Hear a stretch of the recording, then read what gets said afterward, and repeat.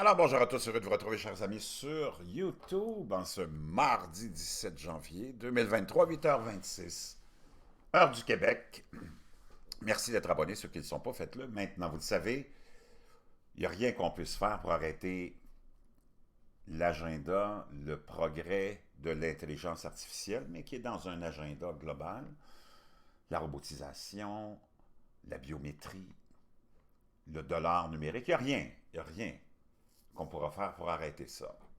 Pendant qu'on est en train de se réunir à Davos, les gros bonnets qui contrôlent nos gouvernements, c'est la nouvelle démocratie maintenant, c'est les gros bonnets de l'industrie, de différents départements de notre monde, de différents domaines, qui lancent les grandes lignes et les grandes directions que nos gouvernements vont prendre, parce qu'après ça, nos gouvernements écoutent, parce qu'ils sont tous, sans exception, des marionnettes de ce grand club select qui, je ne sais pas par quels moyens, ont réussi à contrôler ce qu'on appelle la démocratie, nos gouvernements. C'est ça qui est fascinant.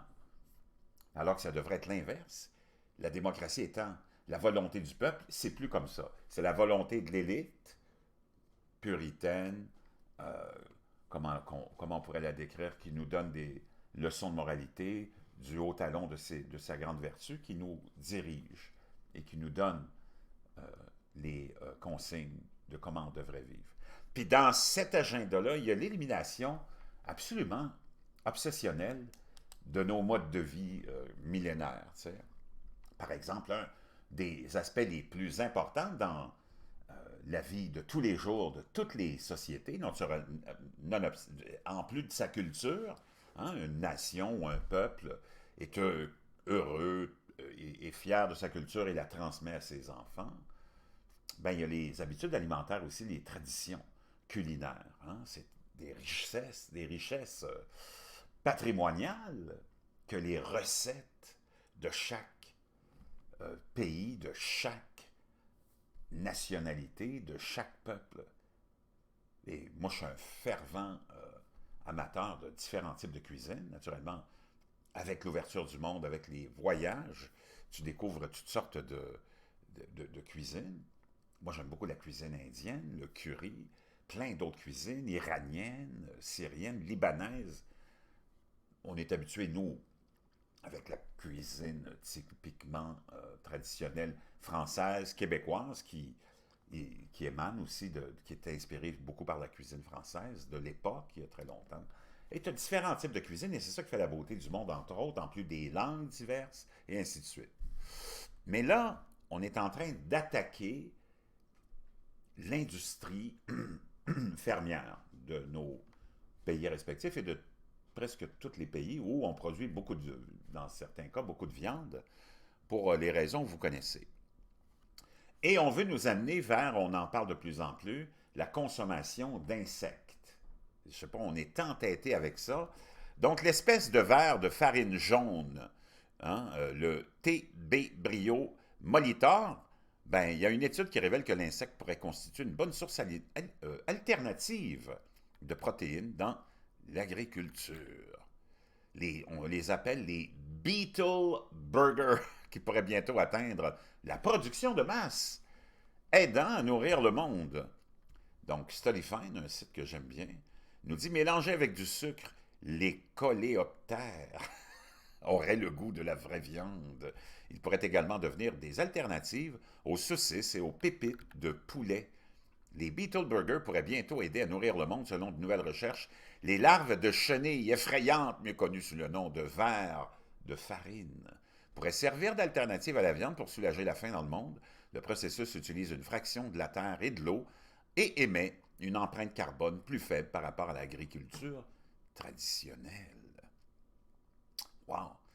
Pour en faire une réalité, la Société biotechnologique française Yinsect prévoit un réseau mondial d'élevage d'insectes comprenant des pépinières et des abattoirs. Oh, on va abattre les insectes.